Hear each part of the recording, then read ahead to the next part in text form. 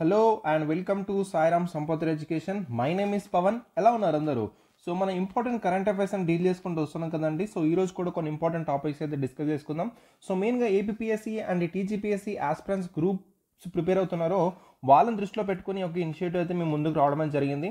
So next రాబోయే నోటిఫికేషన్లో current affairs అయితే చాలా కీ రోల్ ప్లే చేయడం జరుగుతుందండి. సో మీరు గ్రూప్ 2 అండ్ గ్రూప్ 3 పేపర్ మీరు చూసినట్టయితే పేపర్ 1 ఏదైతే ఉందో టోటల్ కరెంట్ అఫైర్స్తో డామినేషన్తో ఉండడం అయితే జరిగింది.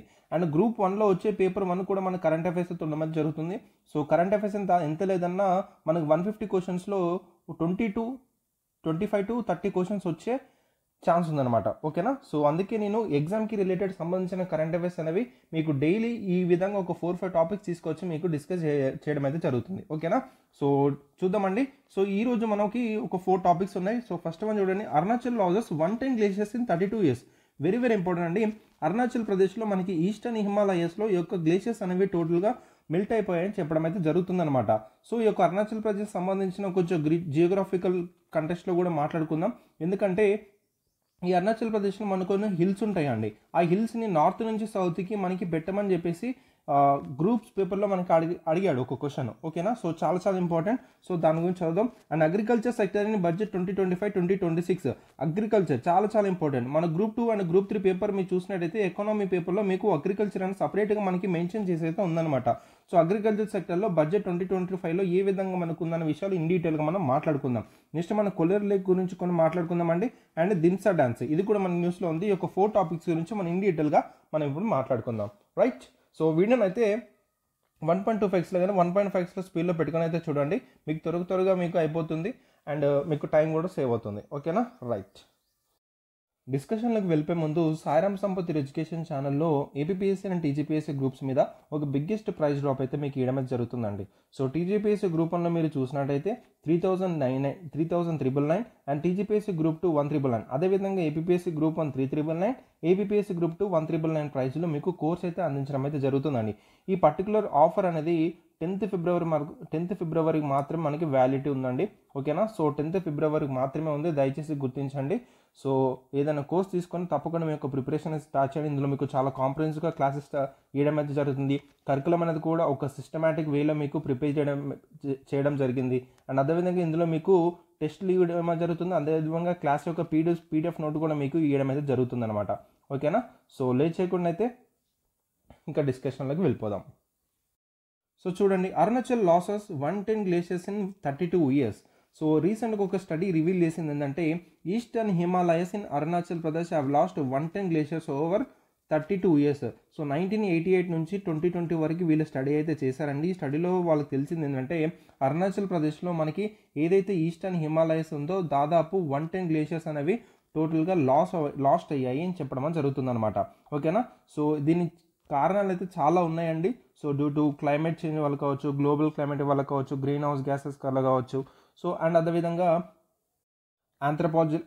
ఆంథ్రపాలజికల్ యాక్టివిటీస్ కావచ్చు. సో అది ఏదైనా కావచ్చు. సో చూద్దాము. సో మీకు ఇక్కడ ఈస్టర్న్ హిమాలయస్ అని మీకు చాలా ఇంపార్టెంట్ అండి. ఇక్కడ మీకు మ్యాప్ అనేది కనిపిస్తుంది కదా, ఇది మీకు చాలా ఇంపార్టెంట్. ఎందుకంటే ఇది మనకి అరుణాచల్ ప్రదేశ్ కదా. సో ఇది మనకి అరుణాచల్ ప్రదేశ్. ఈ పర్టికులర్ ఏవైతే ఉన్నాయో అబోర్ హిల్స్, మిర్మి హిల్స్, దఫ్లా హిల్స్, ఇవి నార్త్ నుంచి సౌత్కి పెట్టమని చెప్పేసి మనకి గ్రూప్ 2లోను గ్రూప్ 3 పేపర్లోనూ మనకి అడగడం అయితే జరిగిందనమాట. చాలా ఇంపార్టెంట్. ఇది మనకి గ్రూప్ 1 పేపర్లో మనకి ఇది గ్రూప్ 2 అండ్ గ్రూప్ 3 పేపర్ 1లో మనకు అడగడం అయితే జరిగిందనమాట. So which is very important. And ఇక్కడ ఉన్న మీకు నాగా హిల్స్ కానీ, మిజో హిల్స్ కానీ, గారో హిల్స్, కాశీ హిల్స్, జైందార్ హిల్స్, ఇవన్నీ మీకు చాలా ఇంపార్టెంట్ అండి. ఇవి మనకి నార్త్ నుంచి సౌత్కి అండ్ అరుణాచల్ ప్రదేశ్లోను అండ్ మిజోరాంలోను, నాగాల్యాండ్లోను అండ్ అదేవిధంగా ఏ డిస్ట్రిక్ట్లో మనకి ఏ స్టేట్లో మనకి ఈ పర్టికులర్ హిల్స్ అని మనకు అడిగిన సందర్భాలు చాలా ఉన్నాయన్నమాట. చాలా ఇంపార్టెంట్. దయచేసి ఇప్పుడు మీరు ఏం చేయాలంటే ఈ నార్త్ ఈస్టర్న్ స్టేట్స్ టోటల్గా స్టడీ చేయండి. ఈ నార్త్ ఈస్టర్న్ స్టేట్స్లో ఉన్న టోటల్గా ఈ హిల్స్ ఏ విధంగా ఉన్నాయి అనేది టోటల్గా స్టడీ చేయండి అనమాట. ఓకేనా? సో ఇది మనకి ఈస్టర్న్ హిమాలయస్ అండి. సో మనకి ఇండియా మ్యాప్ మనం చూసినట్టయితే ఇక్కడ మనకి వెస్టర్న్ హిమాలయస్ ఉంటుంది, మిడిల్ హిమాలయస్ ఉంటుంది, దాని తర్వాత ఇక్కడ ఈస్టర్న్ హిమాలయస్ ఉంటుంది. ఈస్టర్న్ హిమాలయస్ టోటల్గా మనకు వచ్చేసి ఇక్కడ భూటాన్తో పాటు ఇక్కడ మనకి అరుణాచల్ ప్రదేశ్ టచ్ అవడం అయితే జరుగుతుంది. సో ఇక్కడ రీసెంట్గా స్టడీ చేసింది ఏంటంటే ఈ హిమాలయస్ ఏవైతేనో టోటల్గా మనకి గ్లేషియర్స్ అన్న టోటల్గా లాస్ట్ అయ్యి చెప్పడం అయితే జరుగుతుంది.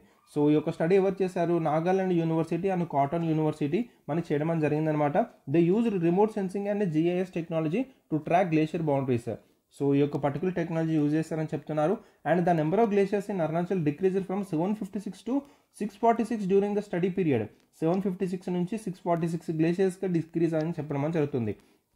The glacier cover shrink from 585.23 square kilometer to 309.85 square kilometers, a loss of more than 47%. So ఇంత పర్సెంటేజ్ ఆఫ్ గ్లేషియర్స్ అనేవి లాస్ట్ అయ్యాయని చెప్పడం జరుగుతుంది అనమాట. So most of the glaciers are located and elevation of 4,500 to 4,800 meters are north facing and lie on slope 15 degrees to 35 degrees. So ఏవైతే glaciers ఏవైతే lost అయ్యాయో అవి దాదాపు 4,500 నుంచి 4,800 meters అంత ఎలివేషన్లో అంత ఆల్టిట్యూడ్తో లొకేట్ ఉండేటివంట. అవి టోటల్గా మనకి లాస్ట్ అయిపోయాయని చెప్పడం జరుగుతుంది. This rapid glacier loss has exposed bedrock and created glacier lakes and raising the risk of glacier lake outburst floods. So ఇక్కడ మనకి glacier lake outburst floods అని చెప్తున్నారు కదండి. సో ఈ యొక్క గ్లేషియర్స్ అనేవి టోటల్గా మెల్ట్ అయిపోవడం వల్ల ఇక్కడ ఏంటంటే ఇలా ఫ్లడ్ లాగే ఏర్పడిపోతుందండి. ఓకేనా. సో అది మెల్ట్ అయిపోయి ఒక గ్లేషియర్ లేక్ అనేది గ్లేషియర్ లేక్స్ ఫామ్ అయిపోయి టోటల్గా ఫ్లడ్స్ లాగా ఫామ్ అయిపోయి మనకేంటంటే ఒక రిస్క్ అనేది అక్కడ మనకి రేజ్ అవ్వడం అయితే జరుగుతుంది. ఓకేనా. సో గ్లేషియర్స్ అనేవి ఇట్లా సింక్ అయిపోవడం కానీ గ్లేషియర్స్ అనేవి ఇట్లా లాస్ట్ అయిపోవడం ఇది ప్రకృతికి ఒక సూచిక అని మనం చెప్పొచ్చు అండి. ఎందుకంటే ఇది టోటల్గా క్లైమేట్ చేంజ్కి దారి తీయడం అయితే జరుగుతుంది. సో టెంపరేచర్ ఇంక్రీజ్ అయిపోవడం, గ్లేషియర్ లేక్స్ అని ఇట్లా మెల్ట్ అయిపోయి వాటర్ అంతా మనకి ఇక్కడ రివర్స్లో ఇట్లా మనకి ఫ్లడ్ లాగా ఏర్పడడం వల్ల సో ఫ్లడ్ వస్తే మనకి ఏమవుతుంది, దాని తర్వాత నష్టం జరగడం అయితే జరుగుతుంది. సో ఈ విధంగా మనకి ఏంటంటే ఒక్క ఈవెంట్ అన్ని ఈవెంట్స్కి కనెక్ట్ అవ్వడం జరుగుతుంది. ఏదన్నా ఒకటి మనకి డిస్టర్బ్ అయింది అనుకోండి టోటల్ ఓవరాల్గా దాని చుట్టూ ఉన్న ఎన్విరాన్మెంట్ అంతా డిస్టర్బ్ అవ్వడం జరుగుతుంది. సో అందుకే చాలా జాగ్రత్తగా చూసుకోవాలి ఈ యొక్క ఎన్విరాన్మెంట్ పరంగా ఉన్న ఏవైతే ఉన్నాయో. సో ఈస్టర్న్ హిమాలయస్ ఇందాక చూపించాను కదండి, ఏదైతే ఇక్కడ మనకి భూటాన్ ఉందో ఇక్కడ మనకి అరుణాచల్ ప్రదేశ్ ఉందో ఈ పర్టికులర్ పార్ట్ ఏదైతే ఉందో ఈస్టర్న్ హిమాలయస్ అంటాము. So it is extended between Teesta river in the west and Brahmaputra river in the east. So ఇక్కడ మనకి బ్రహ్మపుత్ర రివర్ నుంచి ఇక్కడ మనకి తీస్తా రివర్ ఉంటుందండి. ఈ మధ్యలో ఉన్న పార్ట్నే మనం ఈస్టర్న్ హిమాలయస్ అని పిలవడం అయితే జరుగుతుంది అనమాట. ఆల్మోస్ట్ 720 kilometers వరకు ఇది స్ట్రెచ్ చేయడం జరుగుతుంది. చాలా చాలా ఇంపార్టెంట్, గుర్తుపెట్టుకోండి. This reason is also known as Assam Himalayas and primarily includes the areas the Arunachal Pradesh and Bhoodan. చెప్పాను కదా దీన్ని అస్సాం హిమాలయస్ అని కూడా అంటారు. అండ్ అదేవిధంగా ఇది అరుణాచల్ ప్రదేశ్ అండ్ భూతాన్లో కూడా ఇంక్లూడ్ అవడం జరుగుతుంది అనమాట. ఈ యొక్క ఈస్టర్న్ హిమాలయస్ యొక్క స్ట్రెచ్ అనేది చాలా చాలా ఇంపార్టెంట్, గుర్తుపెట్టుకోండి. ఇది మనకి western Himalayas, middle Himalayas and అదేవిధంగా eastern Himalayas. So eastern Himalayas వచ్చేసి ఇది మనకి తీస్తా రివర్, బ్రహ్మపుత్ర రివర్ ఉంటే నాకు కామెంట్ సెక్షన్లో మిడిల్ హిమాలయస్ అండ్ అదేవిధంగా వెస్టర్న్ హిమాలయస్ అని ఏ రివర్ మధ్యలో ఉందని నాకు కామెంట్ సెక్షన్లో తెలపండి, నేను చూస్తాను. ఇది మనకి అడగడానికి స్కోప్ ఉందండి, చాలా చాలా ఇంపార్టెంట్, రైట్. సో గ్లేషియర్స్ అనేవి ఇదొక మాస్ ఆఫ్ ఐస్ అండి. మనకి ఏంటంటే స్నోఫాల్ అనేది మెల్ట్ అవ్వకుండా చాలా లాంగ్ పీరియడ్లో ఉండడం జరుగుతుంది. దాన్ని మనం గ్లేషియర్స్ అంటాం. ఇది మనకి ఫ్రెష్ వాటర్కి న్యాచురల్గా యాక్ట్ చేయడం జరుగుతుంది. అండ్ అదేవిధంగా ఎర్త్ యొక్క క్లైమేట్ని రెగ్యులేట్ చేయడానికి వాటర్ సైక్లింగ్కి ఒక క్రూషియల్ రోల్గా ఉండడం అయితే జరుగుతుంది అనమాట. ఓకేనా. So over a period of time చాలా సంవత్సరాలు పడుతుందండి టోటల్గా గ్లేషియర్ అట్లా గడ్డగట్టిపోయి ఉండడానికి. ఓకేనా. సో స్నోఫాల్ కలెక్ట్ అవ్వాలి అండ్ అదేవిధంగా అది లేయర్స్ ఆఫ్ స్నోగా కంప్రెస్ అయ్యి మనకి ఓన్ వెయిట్ తోటి ఒక డెన్స్గా ఫామ్ అవ్వడం జరుగుతుంది. సో దీని ఫార్మేషన్ మీకు అంత ఇంపార్టెంట్ కాకపోవచ్చు, బట్ మన ఇండియాలో కొన్ని ఇంపార్టెంట్ గ్లేషియర్స్ ఉన్నాయండి. ఆ గ్లేషియర్స్ ఎక్కడెక్కడ ఉన్నాయో మనకి దాని యొక్క పేర్లు ఏంటని మనకు తెలియాలి, అది ఇంపార్టెంట్. ఇక్కడ మీకు నార్త్ ఈస్ట్ సంబంధించిన టోటల్గా మీరు బౌండరీస్ అనేది చూసుకోవాలి. అక్కడ మనకి హిల్స్ ఏమేమి నేర్చుకోమని చెప్పాను అండ్ ఈస్టర్న్ హిమాలయస్ గురించి నేర్చుకోవాలండి. ఇక్కడ మీకు చెప్పిన ఈ పాయింట్స్ అయితే మీకు గుర్తుండాలన్నమాట. ఓకేనా. సో దాని తర్వాత మనకి ఇండియాలో మనకి కొన్ని గ్లేషియర్స్ ఉన్నాయి. ఆ గ్లేషియర్స్ నేర్చుకున్నామంటే టోటల్గా ఈ టాపిక్ క్లోజ్ చేయొచ్చు. చూడండి, మేజర్ గ్లేషియర్స్ ఇన్ ఇండియా, ఇది మనకి చాలా ఇంపార్టెంట్. ఇక్కడ నుంచి మనకి క్వశ్చన్స్ రావచ్చు. సో హిమాలయన్ రీజన్ ఏదైతుందో మెజారిటీ ఆఫ్ గ్లేషియర్స్ ఇక్కడ మనకి లొకేట్ అయి ఉంటాయి. ఇది మనకి major of reverse like Ganga కానీ యమున కానీ మిగతా రివర్స్ అనేది సోర్స్గా ఉండడం అయితే జరిగిందనమాట ఈ యొక్క గ్లేషియర్స్ అనేవి. సో మేజర్గా చూసుకుంటే సియాచెన్ గ్లేషియర్ ఏదైతే లడాఖ్లో ఉందో it is the longest glacier in India. చాలా చాలా ఇంపార్టెంట్, ఇది గుర్తుపెట్టుకోండి. లాంగెస్ట్ గ్లేషియర్ ఇన్ ఇండియా అంటే సియాచెన్ గ్లేషియర్. ఇది మనకి లడాఖ్లో లొకేట్ ఉంది, which is 66 kilometres. So Gangotri glaciers in Uttarakhand, ఇదే మనకి గంగాకి సోర్స్గా ఉండడం జరిగింది. యమునోత్రి గ్లేషియర్ ఉత్తరాఖండ్, ఇది మనకి యమునా రివర్కి ఆరిజిన్గా ఉండడం జరిగింది. Zemu glacier which is in Sikkim, it is the largest glacier in eastern Himalayas. So ఇది ఈస్టర్న్ హిమాలయస్లో మనకి లార్జెస్ట్ గ్లేషియర్గా ఉండడం జరిగింది. ఇట్లా కూడా గుర్తుపెట్టుకోండి, చాలా చాలా important. And Rathong glacier which is in Sikkim supplies water to the Teesta river. So ఇది మనకి తీస్తా రివర్కి వాటర్ అనేది సప్లై చేయడం జరుగుతుంది రాతోంగ్ గ్లేషియర్ అనేది. ఓకేనా. సో నెక్స్ట్ మనకి Milam glacier which is in Uttarakhand major source of the Goriganga river. So Goriganga రివర్కి ఇది మేజర్ సోర్స్గా ఉండడం జరిగింది. సో ఈ గుర్తుపెట్టుకున్నానా. సో ఇక్కడ మనకి ఈస్టర్న్ హిమాలయస్లో విచ్ ఇస్ ద లార్జెస్ట్ అంటే జెము గ్లేషియర్. ఇండియాలో లాంగెస్ట్ గ్లేషియర్ ఏదంటే మనకి Siachen glacier. Next Pindari glacier Uttarakhand, a popular trekking destination అనమాట ఇది పిండారి గ్లేషియర్ అనేది. These are the important glaciers in India. ఇది గుర్తుపెట్టుకోవాలండి మీరు ఎక్కడెక్కడ లొకేట్ అయి ఉన్నది అనేది. సో మేజర్గా చూసుకుంటే ఉత్తరాఖండ్లోనే మనకి ఎక్కువ ఉండడం జరిగింది. ఇదంతా మనకి వెస్టర్న్ హిమాలయస్లో మనకి ఎక్కువ పార్ట్ అనమాట. Western Himalayas, middle Himalayas and eastern Himalayas. So eastern హిమాలయస్లో మెయిన్గా చూసుకుంటే జెము గ్లేషియర్ ఏదైతే ఉందో సిక్కింలో, ఇది మనకి ఈస్టర్న్లో హైయెస్ట్. టోటల్ ఓవరాల్గా చూసుకుంటే మనకి లడాఖ్లో ఉన్న సియాచిన్ గ్లేషియర్ అనేది మనకి హైయెస్ట్గా ఉండడం జరిగిందనమాట. ఓకేనా. సో ఇలాంటి పాయింట్స్ మీరు గుర్తుపెట్టుకోవాలి. ఎక్కడ లూప్ హోల్లో పడేయడానికి ఛాన్స్ ఉంటుంది, అలాంటి పాయింట్స్ కొంచెం ఫోకస్ చేసి మనం చదువుకోవాలి. చాలా చాలా ఇంపార్టెంట్. అర్థమైందని అనుకుంటున్నాను. సో అరుణాచల్ ప్రదేశ్లో గ్లేషియర్స్ ఏవైతున్నాయో టోటల్గా లాస్ట్ టైం చెప్పడం అయితే జరిగిందనమాట. సో మనకి గ్లేషియర్ అంటే ఏంటో నేర్చుకున్నాము. అండ్ ఈస్టర్న్ హిమాలయస్లో అది ఎక్కడి నుంచి ఎక్కడి వరకు ఉందని నేర్చుకున్నాము. Next major glaciers in India అనే పాయింట్ కూడా మనం నేర్చుకోవడం అయితే జరిగింది. ఓకేనా. రైట్. నెక్స్ట్ టాపిక్ చూడండి, agriculture sector in budget 2025-2026. So union finance minister ఈ యొక్క బడ్జెట్ 2025-2026లో చూసినట్టయితే ఓన్లీ అగ్రికల్చర్ మీదనే దాదాపు 9 న్యూస్ మిషన్స్ అనేవి ఫోకస్గా చేసి అనౌన్స్ చేయడం అయితే జరిగిందనమాట. సో ఆ మిషన్స్ ఏంటనేది ఇన్ డీటెయిల్గా మనం అయితే మాట్లాడుకుందాం. సో ఇది మీకు చాలా చాలా ఇంపార్టెంట్ అండి. సో అగ్రికల్చర్ సెక్టర్ మీద మనకి క్వశ్చన్స్ అయితే తప్పకుండా ఫ్రేమ్ అవడం జరుగుతుంది. So budget plus economic survey నుంచి ఎంత లేదన్నా ఒక 25 క్వశ్చన్స్ అయితే దిగుతాయి. సో జాగ్రత్త చూసుకుని చదువుకోండి. ఓకేనా. రైట్. సో మనం ఇప్పుడు బడ్జెట్లో ప్రత్యేకంగా అగ్రికల్చర్ సెక్టర్కి ఏమేమి చేశారనే విషయాలు ఇప్పుడు మనం మాట్లాడుకుందాం. సో 9 న్యూ మిషన్స్ వరకైతే అనౌన్స్ చేశారు. అవేంటి ఇన్ డీటెయిల్గా మనం మాట్లాడుకుందాం. ఓకేనా. Right. So prime minister Dhan ధాన్య కృషి యోజన, ఈ యొక్క ప్రోగ్రామ్ అనేది ఆస్పిరేషనల్ డిస్ట్రిక్ట్ ప్రోగ్రామ్ నుంచి మోటివేట్ అయి తీసుకురావడం అయితే జరిగిందనమాట.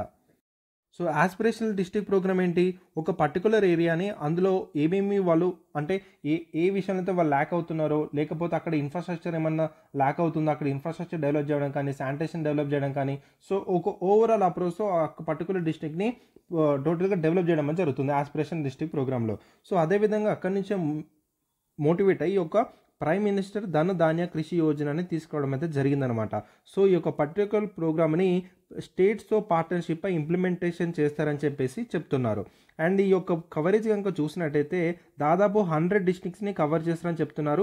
ఈ యొక్క 100 డిస్ట్రిక్ట్స్లో ఎక్కడైతే ప్రొడక్టివిటీ లో ఉందో, ఎక్కడైతే క్రాప్ ఇంటెన్సిటీ అనేది చాలా మోడరేట్గా ఉందో, ఎక్కడైతే క్రెడిట్ పారామీటర్స్ అనేది బిలో యావరేజ్గా ఉన్నాయో, ఇలాంటి పారామీటర్స్తో ఉన్న డిస్ట్రిక్ట్స్ని సెలెక్ట్ చేసుకుంటారని చెప్తున్నారు. అలా ఎన్ని సెలెక్ట్ చేసుకుంటారంట, 100 డిస్ట్రిక్ట్స్ అని చెప్పడం అయితే జరుగుతుంది. ఇది చాలా చాలా ఇంపార్టెంట్ పాయింట్. అండ్ ఫండింగ్ కనుక చూసినట్టయితే it was funded through the convergence of existing schemes and specialised measures benefiting approximately 1.7 crore ఫార్మర్స్కి ఇది హెల్ప్ అవుతుంది, బెనిఫిట్ అవుతుందని చెప్పడం జరుగుతుంది. ఫండింగ్ వచ్చేసి ఇప్పుడున్న ఎగ్జిస్టింగ్ స్కీమ్స్ నుంచి లేకపోతే ఒక స్పెషలైజ్డ్ మెజర్స్ నుంచి తీసుకుంటారని చెప్పడం అయితే జరుగుతుంది. అండ్ దీని యొక్క ముఖ్య ఏమేంటంటే అగ్రికల్చర్ ప్రొడక్టివిటీ ఏదైతే ఉందో ఇంక్రీజ్ చేయడం, అండ్ అదే క్రాప్ డైవర్సిఫికేషన్కి అడాప్ట్ చేసుకోవడం. క్రాప్ డైవర్సిఫికేషన్ అంటే చాలా క్రాప్స్ ఒక ఫామ్లో పండించే విధంగా క్రాప్ డైవర్సిఫికేషన్ చేయాలి, ఆ అడాప్షన్ అనేది వీళ్ళు తీసుకోవాలని చెప్పేసి, అండ్ పోస్ట్ హార్వెస్ట్ స్టోరేజ్ సంబంధించింది కూడా ఇంప్రూవ్ చేయాలని చెప్పేసి, ఆఫ్టర్ హార్వెస్ట్ పంచాయతీ అని బ్లాక్ లెవెల్స్, సో పంచాయతీ అని బ్లాక్ లెవెల్స్లో కూడా ఈ యొక్క పోస్ట్ హార్వెస్ట్ స్టోర్స్ ఏవైతే ఉన్నాయో అవి ఇంప్రూవ్ చేయాలని చెప్పేసి కూడా వీళ్ళు ముఖ్యమైన ఏమైతే పెట్టుకోవడం అయితే జరిగింది. ఇరిగేషన్ ఫెసిలిటీస్ ఇంక్రీజ్ చేయడము, అండ్ అదేవిధంగా short term and long term credits అనేవి ప్రొవైడ్ చేయడం కోసము ఈ యొక్క స్కీమ్ అనేది తీసుకొచ్చారు, ఈ యొక్క మిషన్ అనేది తీసుకొచ్చారు. సో ప్రైమ్ మినిస్టర్ ధన్ ధాన్య కృషి యోజన ఆస్పిరేషనల్ డిస్ట్రిక్ట్ ప్రోగ్రామ్ నుంచి ఇది ఇన్స్పైర్ అయ్యారు. ఇక్కడ మనకి ఎక్కడైతే లో ప్రొడక్టివిటీ ఉందో, moderate and moderate crop intensity ఉందో, బిలో యావరేజ్ క్రెడిట్ పారామీటర్స్ ఉంటాయో, ఇలాంటి వాటి ఉన్న డిస్ట్రిక్ట్స్ని 100 సెలెక్ట్ చేసుకొని దాన్ని ప్రోగ్రామ్ ఇంప్లిమెంటేషన్ చేస్తా అని చెప్తున్నారు. సో అండ్ అదేవిధంగా ఫండింగ్ వచ్చేసి దాదాపు ఈ యొక్క ఉన్న స్కీమ్స్ కానీ స్పెషల్ మెజర్ తీసుకుంటా అని చెప్తున్నారు. 1.7 crore ఫార్మర్స్కి ఇది హెల్ప్ అవుతుంది, బెనిఫిట్ అవుతుందని చెప్తున్నారు అనమాట. సో దీని ఒక ఎయిమ్ వచ్చేసి అగ్రికల్చర్ ప్రొడక్టివిటీ ఇంక్రీజ్ చేయడము, పోస్ట్ హార్వెస్ట్ స్టోరేజ్ ఇంప్రూవ్ చేయడం కానీ, ఇరిగేషన్ ఫెసిలిటీస్ ఇంప్రూవ్ చేయడము, so short term long term credits అని ప్రొవైడ్ చేయడము. సో ఇలాంటి ఏమైతే పెట్టుకోవడం అయితే జరిగింది. ఓకేనా, సో గుర్తుపెట్టుకోండి ఇలాంటి పాయింట్స్ మీకు అడగడానికి స్కోప్ ఉంటుంది. రైట్, సో నెక్స్ట్ వెళ్దాం. నెక్స్ట్ చూడండి, mission for Atmanirbharta in pulses, very very important. So pulses దాని మీద చాలా దృష్టి పెట్టడం అయితే జరిగింది ప్రభుత్వం అనేది. So budget a 6-year mission with allocation of 1000 crore for the financial 2025 to 2026. For the financial 2025 to 2026 గాను సో అలొకేషన్ ఆఫ్ 1000 crore అయితే మనకి ఒక 6-year మిషన్గా తీసుకురావడం అయితే జరిగిందనమాట. సో మెయిన్ ఫోకస్ వచ్చేసి attaining self sufficiency in Toor, urad and masoor. So ఇవి మనకి పల్సెస్ అనమాట. ఓకేనా, సో తూర్, ఉరద్, మసూర్ ఈ 3 గుర్తుపెట్టుకున్నానా, వెరీ వెరీ ఇంపార్టెంట్. సో మనకు అడగొచ్చు. So Toor and urad and masoor. So రీసెంట్గా మనకి ఈ యొక్క ఆత్మనిర్భర్ అండ్ పల్సెస్ తీసుకొచ్చిన స్కీమ్లో దేని మీద ఎక్కువ ఫోకస్ చేస్తున్నారు, దేని మీద సెల్ఫ్ సఫిషియన్సీ అటెండ్ చేద్దాం అనుకున్నప్పుడు మీరు ఈ యొక్క తూర్ అండ్ ఉరద్ అండ్ అదేవిధంగా మసూర్ ఈ 3 గుర్తుండాలన్నమాట, చాలా చాలా ఇంపార్టెంట్. సో అండ్ అదేవిధంగా ఈ యొక్క ఇంప్లిమెంటేషన్ ఏజెన్సీగా మనం చూసినట్టయితే నఫెడ్ ఏదైతే ఉందో, national agriculture cooperative marketing and federation and అదేవిధంగా నేషనల్ కోఆపరేటివ్ కన్జ్యూమర్ ఫెడరేషన్ ఈ యొక్క పల్సెస్ని ప్రొక్యూర్ చేయడం అయితే జరుగుతుందన్నమాట next 4 years from farmers. So ఈ యొక్క ఫార్మర్స్ నుంచే వీళ్ళు నెక్స్ట్ 4 yearsలో పల్సెస్ ఎవరైతే పండిస్తారో వాళ్ళ దగ్గర నుంచి ఈ యొక్క మార్కెటింగ్ ఈ యొక్క కోఆపరేటివ్ ఏజెన్సీస్ అయితే తీసుకుంటారని చెప్పడం జరుగుతుందన్నమాట. అండ్ ఎవరైతే ఫార్మర్స్ వీళ్ళకి అమ్ముతారో ఈ యొక్క ఫార్మర్స్ అనే వాళ్ళు ఈ యొక్క ఏజెన్సీస్తో రిజిస్టర్ అవ్వాలి అని చెప్పడం అయితే జరుగుతుందన్నమాట. ఓకేనా, సో చాలా చాలా ఇంపార్టెంట్, గుర్తుపెట్టుకోండి. సో ఆత్మనిర్భరత ఇన్ పల్సెస్ కోసం ఈ యొక్క 6 years మిషన్ అయితే పెట్టుకోవడం జరిగింది. సో ఫర్ ద ఫైనాన్షియల్ 2025-2026 కానీ ఎంత అలొకేట్ చేశారు, 1000 crore అయితే అలొకేట్ చేయడం జరిగింది. మెయిన్గా సెల్ఫ్ సఫిషియన్స్ దేని మీద ఫోకస్ చేస్తున్నారంటే తూరు మీద, ఉరద్ మీద అండ్ అదేవిధంగా మసూర్ ఈ 3 మీద మనకైతే మెయిన్ ఫోకస్ అయితే చేయడం జరిగింది. అండ్ అదేవిధంగా NAFED, national agriculture cooperative marketing federation and అదేవిధంగా నేషనల్ కోఆపరేటివ్ కన్జ్యూమర్స్ ఫెడరేషన్ వీళ్ళే మనకి ఏమంటారు కోఆపరేటివ్ ఏజెన్సీస్గా ఉండి ఫార్మర్స్ దగ్గర నుంచి పండించిన ఏదైతే పల్సెస్ ఉన్నాయో వాటిని కొనడం అయితే జరుగుతుంది అనమాట. ఈ ఫార్మర్స్ వీళ్ళ దగ్గర రిజిస్టర్ అయి ఉండాలి, చాలా చాలా ఇంపార్టెంట్. ఇది ఇక్కడ చెప్పిన points.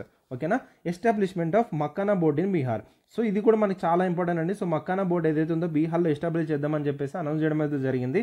So the makhana board will be established in Bihar at boosting production, processing, value addition and marketing of makhana while supporting farmers through farmer producer organization. So for the financial 2025-2026 గాను 100 crore అయితే ఆలోకేట్ చేయడం అయితే జరిగింది ఈ యొక్క పర్టికులర్ ఎస్టాబ్లిష్మెంట్ మక్కానా బోర్డు కోసం. So ఇందులో మనకి ట్రైనింగ్ అనేది ప్రొవైడ్ చేస్తారు, మక్కానా ఫార్మర్స్కి సపోర్ట్గా ఉండడం జరుగుతుంది. అండ్ అదేవిధంగా ensures farmers gain access to relevant government schemes. So ఇంకా గవర్నమెంట్ స్కీమ్స్ని ఇంకా రిలవెంట్గా యాక్సెస్ పొందడం కోసము ఈ యొక్క మకానా బోర్డు ఏదైతే ఉందో ఫంక్షన్ చేయడం జరుగుతుందని చెప్పడం జరుగుతుంది.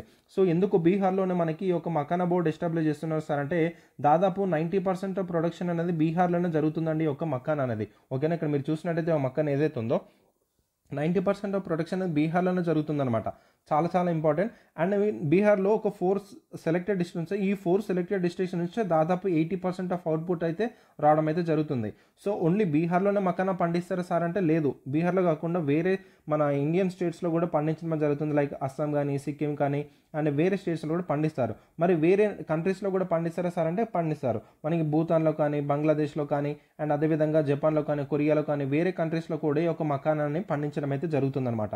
ఓకేనా, so but major of the production అయితే మనకి ఈ మకానా బీహార్లోనే మనకి 90% ఆఫ్ ప్రొడక్షన్ అయితే జరుగుతుంది. ఓకేనా, సో ఈ యొక్క మకానా గ్రో కావడానికి మనకి ఏంటంటే ఒక వాటరిష్ టైప్ ఆఫ్ ఏరియా కావాలన్నమాట. సో క్లైమేటిక్ కండిషన్స్ అనేది దీనికి ఉన్నాయండి. ఆ క్లైమేటిక్ కండిషన్స్ బీహార్ మంచిగా దానికి కరెక్ట్గా ఉంటుందన్నమాట. సో అందుకే బీహార్లో దీని యొక్క ప్రొడక్షన్ అనేది ఎక్కువ ఉంటుంది. అందుకే ఈ యొక్క మకానా ప్రొడక్షన్ బూస్టింగ్ చేయడం కోసం ఇంకా అక్కడ బోర్డ్ని ఎస్టాబ్లిష్ చేస్తామని చెప్పేసి 100 crore రూపీస్ అయితే ఆలోకేట్ చేయడం అయితే జరిగిందనమాట. ఓకేనా, రైట్. నెక్స్ట్ చూడండి modified interest subvention scheme. So Kisan credit ఏదైతే ఉందో మనకి కిసాన్ క్రెడిట్ ద్వారా మనకి ఏంటంటే షార్ట్ టర్మ్ లోన్స్ అయితే ఇవ్వడం అయితే జరుగుతుందన్నమాట. ఆ లోన్ లిమిట్ ఏదైతే ఉందో ఆ లోన్ లిమిట్ అనేది as increase to 3 lakh to the 5 lakh. Very very very important. So modified interest subvention scheme కింద మనకి ఏంటంటే 3 lakhs నుంచి 5 lakhs ఇవ్వడం అయితే జరిగింది. సో ఇక్కడ మనకి కిసాన్ క్రెడిట్ కార్డు ద్వారా మనకి ఇక్కడ ఏంటంటే ఈ యొక్క మోడిఫైడ్ సబ్వెన్షన్ స్కీమ్ ద్వారా వీళ్ళు 3 lakhs నుంచి 5 lakhs వరకు వీళ్ళు ఈ యొక్క లోన్ అనేది తీసుకోవచ్చు. చాలా చాలా important. The farmer engaged in the agriculture and other allied activities. So ఇక్కడ మనకి కిసాన్ క్రెడిట్ కార్డు ఏదైతే ఉందో ఈ క్రెడిట్ కార్డు అనేది ముందుగా మనకి అగ్రికల్చర్ పర్పస్ కోసం మాత్రమే మనకి ఇవ్వడం అయితే జరిగిందండి. దాని తర్వాత కొన్ని మోడిఫై అనేది చేసి సింప్లిఫై చేసి సో పర్టికులర్ ఇయర్ మనకి 2012 అనుకుంటా అండి వేరే అదర్ అంటే నాన్ అగ్రికల్చర్ పర్పస్ కోసం కూడా మనకి కిసాన్ క్రెడిట్ కార్డ్ అయితే ఇవ్వడం అయితే జరిగిందనమాట. ఓకేనా. సో ఈ కిసాన్ క్రెడిట్ అనేది అంటే ఈ కార్డ్ అయితే మనకి ఎప్పుడు తీసుకొచ్చారు, ఈ కార్డు ఒక కమిటీ ఉంటుందండి. నేను ఆల్రెడీ ఈ యొక్క పర్టికులర్ కిసాన్ క్రెడిట్ కార్డు మీద ఇంతకుముందు క్లాస్లో ఇన్ డీటెయిల్గా నేను డిస్కస్ చేశాను. అక్కడ ఒక కమిటీ పేరు కూడా చెప్పాను. వాళ్ళు పర్టికులర్ ఇయర్లో ఈ కార్డ్ అనేది తీసుకొచ్చారు అని కూడా చెప్పాను. ఆ కమిటీ ఒకరు మీకు గుర్తుంటే కామెంట్ సెక్షన్లో నాకు తెలిపండి, నేను చూస్తాను. ఓకేనా, రైట్. సో ఇక్కడ మనకి Kisan credit card acquire Kisan credit loans up to 3 lakhs at a benchmark rate of 9%. ఈ 2% interest subvention on benchmark rate is provided. ఇక్కడ ఇంట్రెస్ట్ సబ్వెన్షన్ 2% ఏంటంటే సో ఇక్కడ వీళ్ళు 3 lakhs నుంచి 5 lakhs వరకు షార్ట్ టర్మ్ లోన్ అయితే తీసుకోవడం అయితే జరుగుతుందన్నమాట. ఇలా షార్ట్ టర్మ్ లోన్ తీసుకున్న తర్వాత దీనికి ఇంట్రెస్ట్ కానీ పే చేయాలి ఎవరు, ఫార్మర్స్. సో ఫార్మర్స్ కానీ లేకపోతే నాన్ ఫార్మర్స్ యాక్టివిటీస్ ఎవరైతే తీసుకున్నారో వాళ్ళు. సో షార్ట్ టర్మ్ లోన్ అంటే ఏంటండి, సో 12 months వరకు ఉంటుంది కాబట్టి 12 months దాటితే అది మనకి షార్ట్ టర్మ్ లోన్ కాదు. షార్ట్ టర్మ్ లోన్స్ అనేవి ఓన్లీ 12 months అంటే 1 year వరకు ఉంటాయి. అలాంటి అదే షార్ట్ టర్మ్ లోన్ అంటాం. సో ఈ యొక్క పర్టికులర్ తీసుకున్న అమౌంట్కి 9% అయితే ఇవ్వడం అయితే జరుగుతుంది. సో 9% ఇంట్రెస్ట్ అయితే వాళ్ళు బెంచ్ మార్క్ పెట్టడం అయితే జరిగింది. సో ఇందులో 2% మనకి సబ్వెన్షన్ మనకి గవర్నమెంట్ కడితే మిగతా 7% అనేది మనకి ఫార్మర్ అయితే కట్టడం అయితే జరుగుతుంది అనమాట. ఓకేనా. సో ఒకవేళ ఈ యొక్క 12 months ఇన్స్టాల్మెంట్స్ అనేది రెగ్యులర్గా ఫార్మర్ కట్టినట్టయితే ఈ 2% నుంచి 3% కూడా ఇంక్రీజ్ అవ్వడానికి ఛాన్స్ ఉంటుంది. సో ఈ విధంగా గవర్నమెంట్ అనేది ఫార్మర్కి ఒక సపోర్ట్గా ఉండడం అయితే జరిగిందనమాట. ఓకేనా. సో చూడండి, additional 3% concession for prompt and timely repayment further reduce to 4% year. ఇంకా అది ఏమంటారు, టైమ్లీ ఒకవేళ రీపేమెంట్ చేస్తే అది 3% కన్సెషన్ కూడా ఇవ్వడం జరుగుతుంది, అడిషనల్ 3%. సో చూడండి ఎంత బెనిఫిట్ అవుతున్నారు. సో చాలా చాలా ఇంపార్టెంట్. అంటే ఇక్కడ 9% నుంచి ఇక్కడ 7% ఫార్మర్ కడితే 2% ఒకరు కడితే టైమ్లీగా పేమెంట్ చేస్తే దీనికి అడిషనల్గా 3% మనకి గవర్నమెంట్ ఇంకా ఇవ్వడం అయితే జరుగుతుంది. సో టోటల్గా ఇక్కడ 5% ఒకవేళ టైమ్లీ రీపేమెంట్ చేస్తే గవర్నమెంట్ మనకి 5% తోటి ఇస్తే మిగతా 4% అనేది ఫార్మర్ భరించడం అయితే జరుగుతుందన్నమాట. సో ఈ విధంగా కిసాన్ క్రెడిట్ స్కీమ్ ద్వారా మనకి ఏంటంటే సో గవర్నమెంట్ చాలా కీ రోల్ అయితే ప్లే చేయడం అయితే జరుగుతుంది. ఓకేనా. సో ఫార్మర్స్కి సపోర్ట్గా, రైట్. సో చాలా చాలా ఇంపార్టెంట్. సో మనకి టోటల్గా 4 ఇంపార్టెంట్ మిషన్స్ గురించి అయితే మనం మాట్లాడడం అయితే జరిగింది.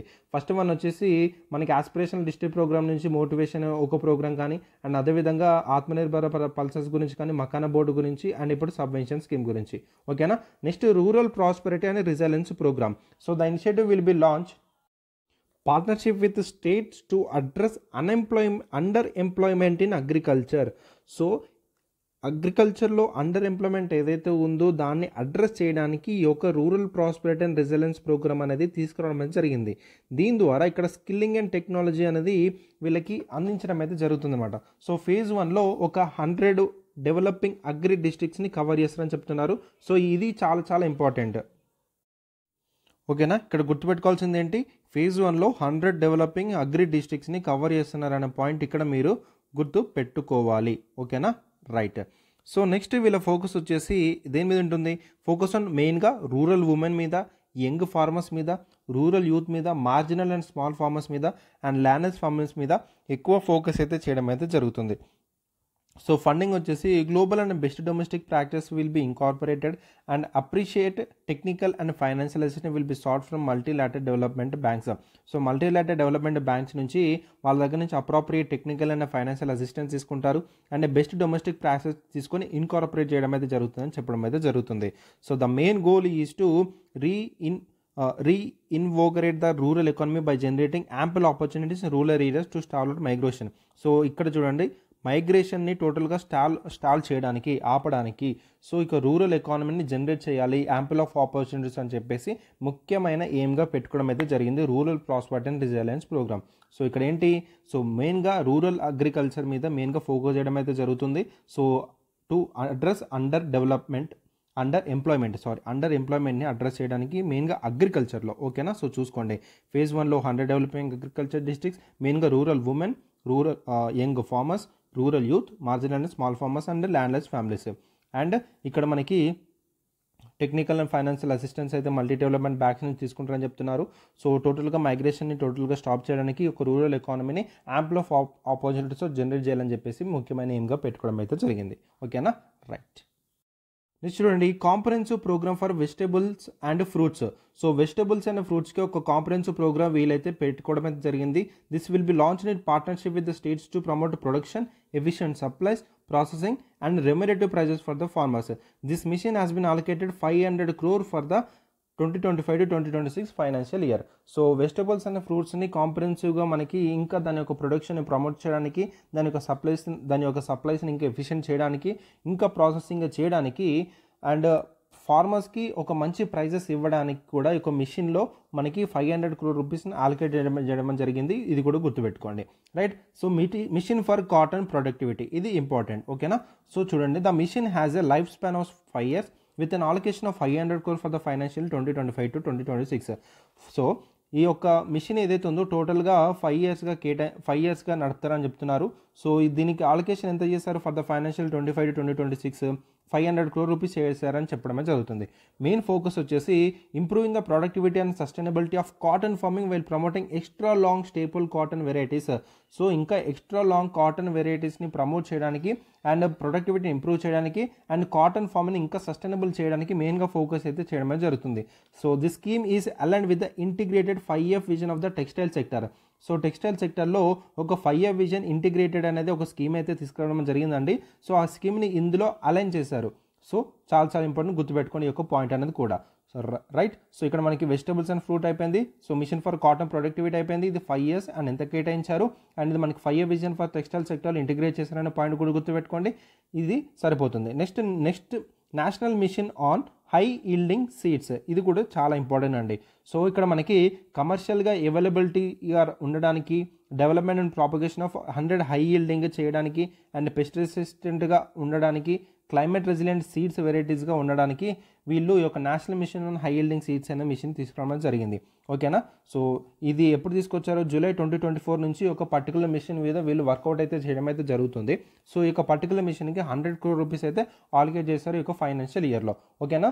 సో ఈ యొక్క హై ఈల్డింగ్ సీడ్స్ ఏవైతే ఉన్నాయో అవి కమర్షియల్గా అవైలబిలిటీ ఉండాలి, అండ్ డెవలప్మెంట్ చేయాలి, ప్రాపగేషన్ చేయాలి, క్లైమేట్ రెసిలియంట్ సీడ్స్ వెరైటీస్ అనేవి రిలీజ్ చేయాలి అని చెప్పేసి ఇట్లాంటి మిషన్స్ టార్గెట్స్ అయితే పెట్టుకోవడం అయితే జరిగిందనమాట, ఓకేనా. ఎంత ఆలోకేట్ చేస్తారనే పాయింట్స్ అయితే మీరు గుర్తుపెట్టుకోండి, సరిపోతుంది. నెక్స్ట్ చూడండి, the Pradhan Mantri Matsya Sampada Yojana received a substantial budgetary increasing of 64% for 2025 to 2026. So Pradhan Mantri Matsya Sampada Yojana, so ఫిషరీస్ని దృష్టిలో పెట్టుకొని ఒక స్కీమ్ అనేది తీసుకోవడం అయితే జరిగిందనమాట.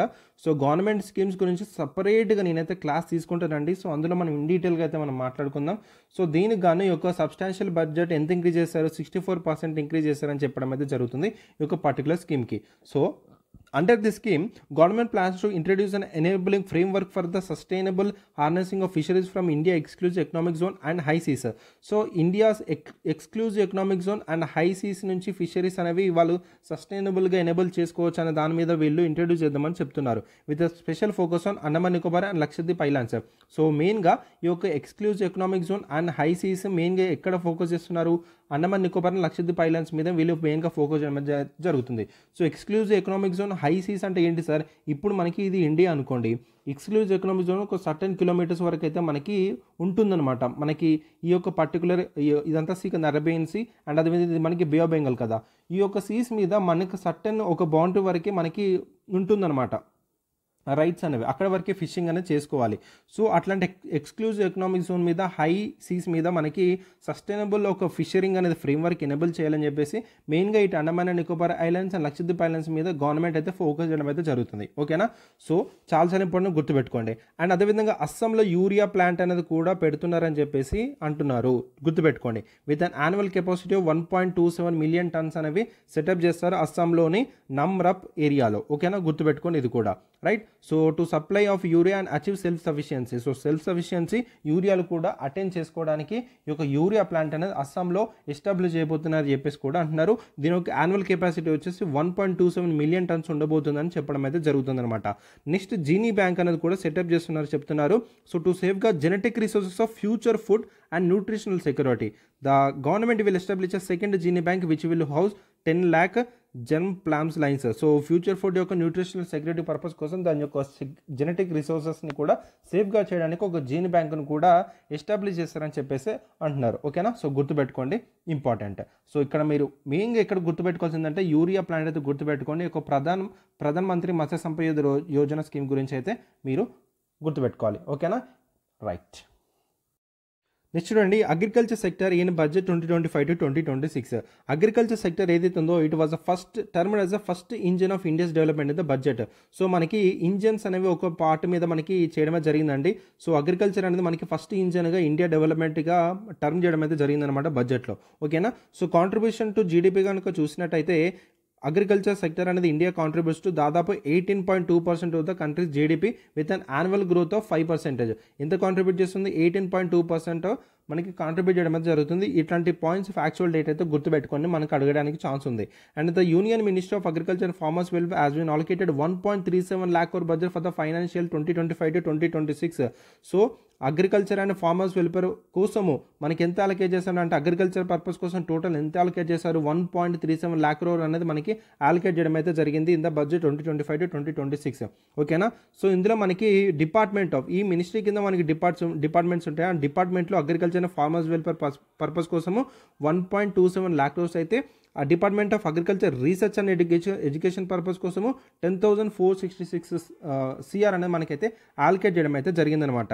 సో ఇందులో మనం చూసుకుంటే అగ్రికల్చర్ బడ్జెట్ అనేది saw a overall reduction of the 2.7% in the total allocation. So in the total ఆలోకేషన్లో మనకి చూసుకుంటే ఓవరాల్ రిడక్షన్ అయితే మనకి కనిపించడం అయితే జరుగుతుందని చెప్తున్నారు.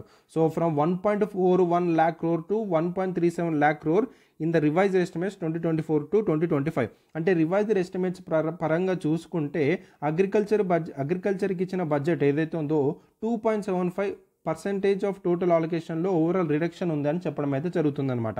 ఓకేనా, సో అంటే ఈ పోయిన ఇయర్తో పోల్చుకున్నట్టు చెప్తున్నారు. ఓకేనా, సో పోయిన ఇయర్ మనకి 1.41 lakh crores అయితే ఇప్పుడు మనకి 1.37 lakh crore అయితే అలొకేట్ చేయడం జరిగింది చెప్తున్నారు.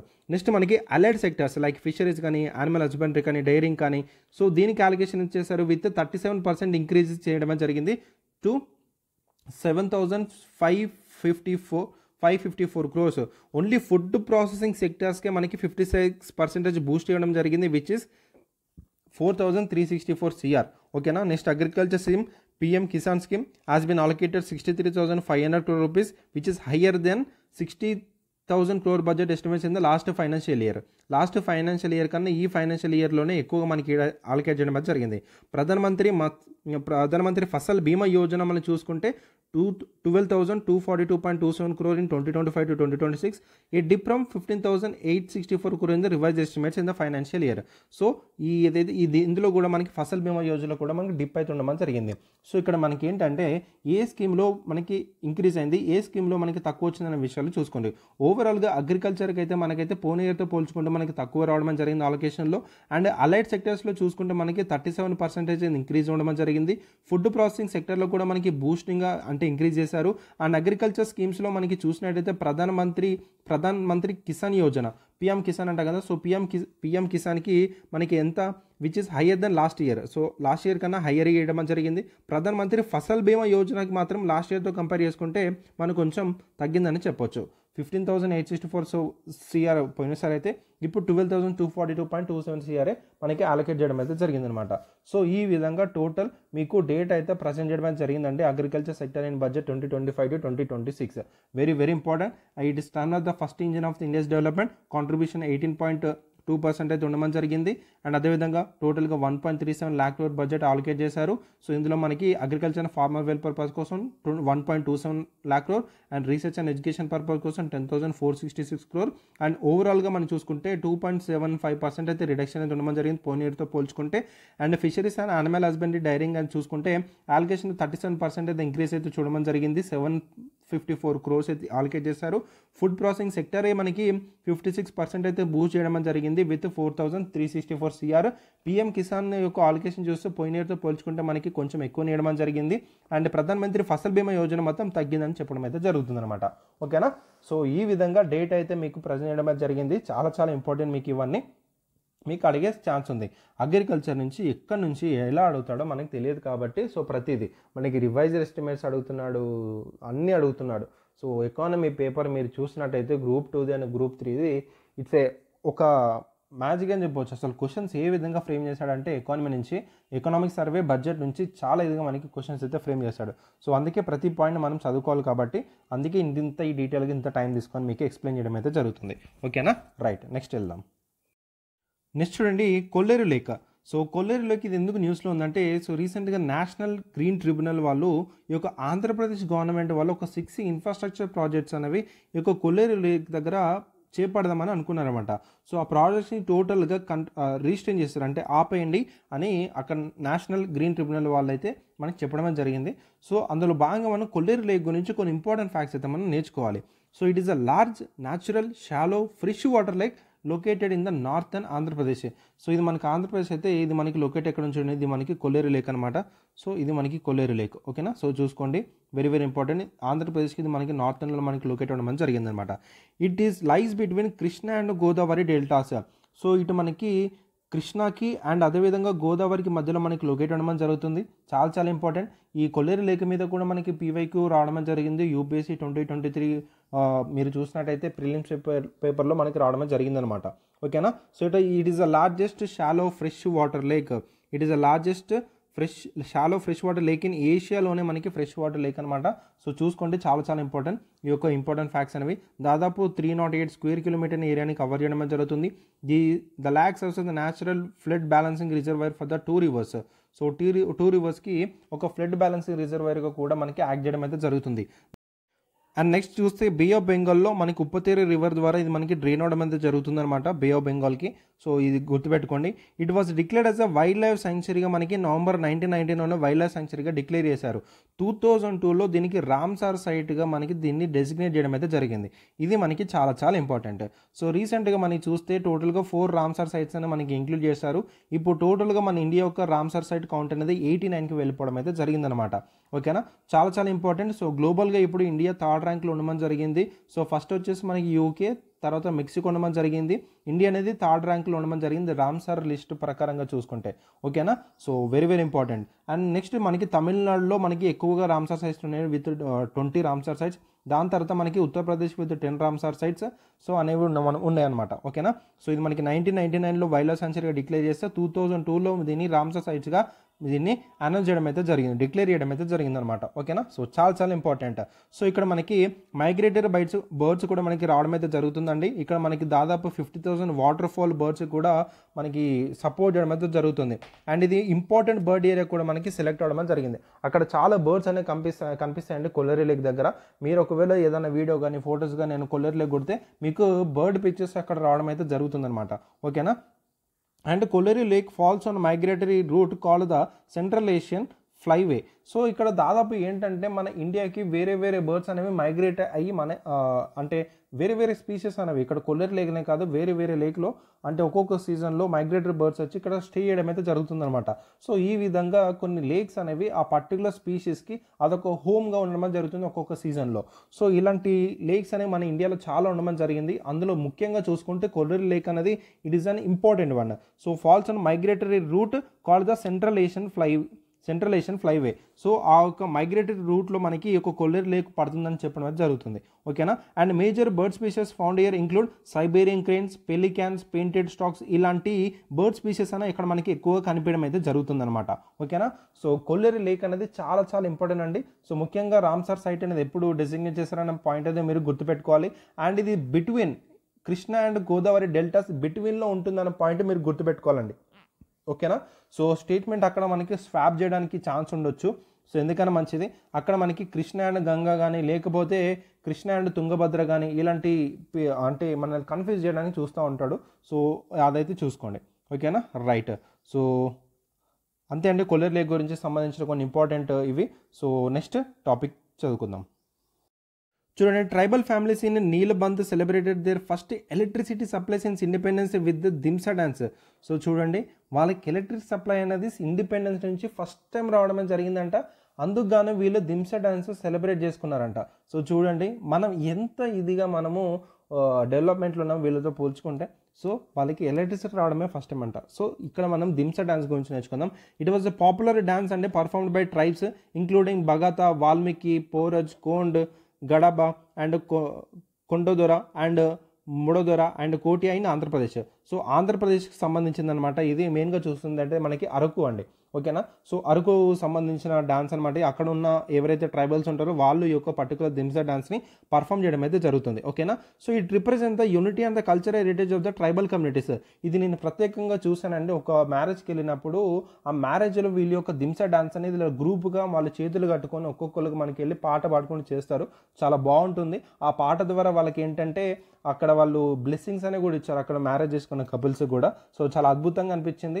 అండ్ అక్కడ ఏంటంటే ఆ ఒక పర్టికులర్ పర్ఫార్మెన్స్ ద్వారా వాళ్ళ యూనిటీని, వాళ్ళ యొక్క కల్చర్ హెరిటేజ్ని మనకు రిప్రజెంట్గా మనకి చూపించడం అనేది ఇట్ వాజ్ వెరీ బ్యూటిఫుల్ అనమాట. ఓకేనా. Right. So the dance variants are based on themes like mythology కానీ, ఫోక్ టేల్స్ కానీ, economic activities and kinship, marital life. So ఏదన్నా దాని మీద ఒక థీమ్ మీద మనకైతే చేయడం అయితే జరుగుతుంది. ఇక్కడ music is essential to the dance with instruments like డప్పు, తుడుం, మోరి, కిడిగి, గిజ్జ అండ్ జోడు కొమ్ములు now almost played by men. So ఇక్కడ మనకి ఏంటంటే చాలా డిఫరెంట్ టైప్ ఆఫ్ ఇన్స్ట్రుమెంట్స్ ఉంటాయి. అది మనకి ఇంపార్టెంట్ ఏం కాదు. అక్కడ నేను చూసినప్పుడు అయితే వాళ్ళు ఒక కట్టె పట్టుకొని దానికి ఒక డోల్ లాంటిది కొట్టుకుంటూ చేయడం అయితే జరిగిందనమాట. సో చాలా బాగా అనిపించింది. So and performance during festivals అప్పుడు కానీ, మ్యారేజెస్ అప్పుడు కానీ, రిలీజియస్ ఒకేషన్స్ అప్పుడు కానీ. So with a strong presence during the Chaitra ప్రభు ఈటల పండుగ in the agency of ASR district. So ఇక్కడ మనకి చేయడం అయితే జరుగుతుందన్నమాట. సో మెయిన్గా ఏంటంటే ఇక్కడ దింసా డాన్స్ మీరు ఒకసారి కొట్టినట్టయితే అరకులో మనకి ముఖ్యంగా చూడడం జరుగుతుంది ఆంధ్రప్రదేశ్లో. So both men and women can dance together without hesitation and while songs are not mandatory music plays a vital role. Songs అని ఉండకుండా కానీ మ్యూజిక్ అయితే చాలా వైటల్ రోల్. నేను పోయినప్పుడైతే వాళ్ళు సాంగ్ అనేది కూడా సింగ్ చేయడం జరిగింది విత్ మ్యూజిక్తో పాటు. సో వాళ్ళు చుట్టూ తిరుగుకుంటా ఆ కపుల్ని బ్లెస్ చేయడం అనేది చూడడానికి ఎంతో బాగుంటాయి అనమాట. సో ట్రైబల్స్లో చాలా యూనిటీ ఉంటుంది. అండ్ అదేవిధంగా వాళ్ళ కల్చర్ని కాపాడుకోవడానికి ఎంతో పడుతుంటారు. వాళ్ళకి ఎప్పుడు ఛాన్స్ వచ్చినా కానీ వాళ్ళకి ఏంటంటే మా యొక్క రిచువల్ ఇదని చూపించడానికి వాళ్ళు ముందుకు రావడమే జరుగుతుంది అనమాట. So that's why we have to respect the tribals అనమాట in our India. They are the main pillars who are మన యొక్క ఇండియన్ సంబంధించిన హెరిటేజ్ని కాపాడుతున్న ముఖ్యమైన ఎవరైనా ఉన్నారంటే వాళ్ళు ట్రైబల్స్ అనమాట. ఓకేనా. రైట్ అండి. సో ఈ రోజుతో మన ముఖ్యమైన టాపిక్స్ అయితే డిస్కస్ చేసుకున్నాం. సో మన టోటల్ ఇందులో మీకు ఏంటంటే అగ్రికల్చర్ సంబంధించిన పార్ట్ ఏదైతే ఉందో అందులో నుంచి మెయిన్గా క్వశ్చన్స్ అయితే దిగడానికి ఛాన్స్ ఉంటుంది నెక్స్ట్ రాబోయే నోటిఫికేషన్కి. సో ఓకేనా. సో నెక్స్ట్ క్లాస్లో ఇంకొన్ని మంచి టాపిక్స్ వస్తాను. సో డెఫినెట్గా మీకు యూస్ అయ్యే టాపిక్స్, రిలేటెడ్ టాపిక్స్ మాత్రమే తీసుకొచ్చి డిస్కస్ చేయడం అయితే జరుగుతుంది. So until then keep reading అండి. And this is Pavan and I'm signing off. Bye.